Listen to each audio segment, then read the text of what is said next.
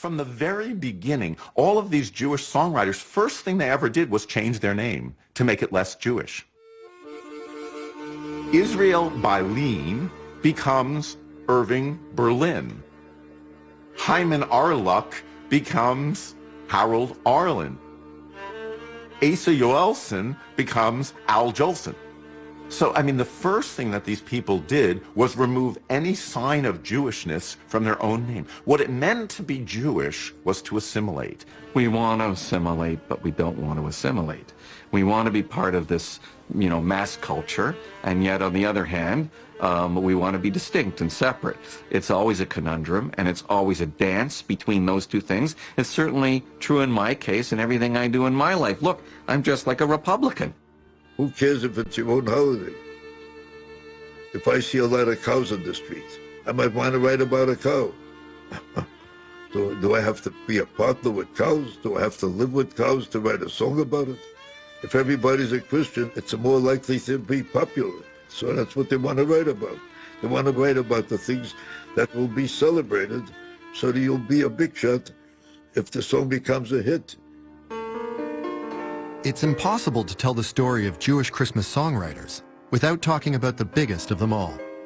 He was born in Russia and emigrated to New York City as a young boy in 1893.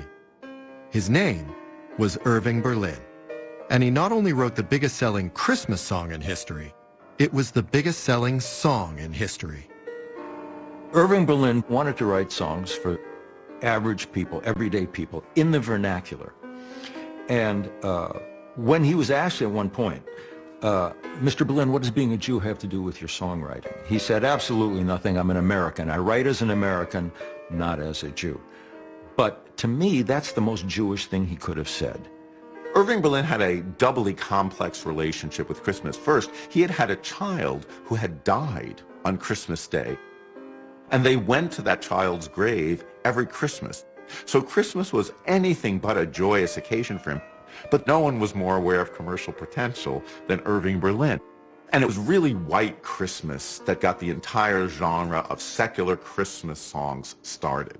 I'm dreaming of a white Christmas. White Christmas was written by Irving Berlin in 1941 for a film called Holiday Inn. Where the treetop. That song is the song where Irving Berlin dechrists Christmas. He turns Christmas into a holiday about snow. Sleigh bells in the snow. Shooting for Holiday Inn began in September of 1941. And the first recording of this song by Bing Crosby actually was aired on December 25th on Christmas in 1941. Now, you got to remember, this is really shortly right after Pearl Harbor.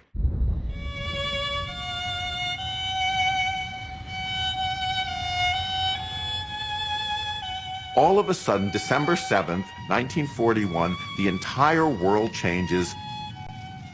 By Christmas 1942, these American boys were overseas, away from home, and all of a sudden it had a kind of a nostalgic appeal to all those people longing for home.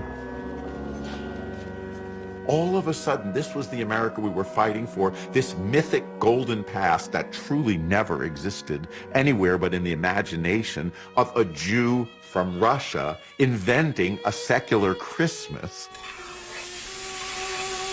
What Berlin managed to achieve was to invoke sheer delight for the holiday, no matter what culture you came from.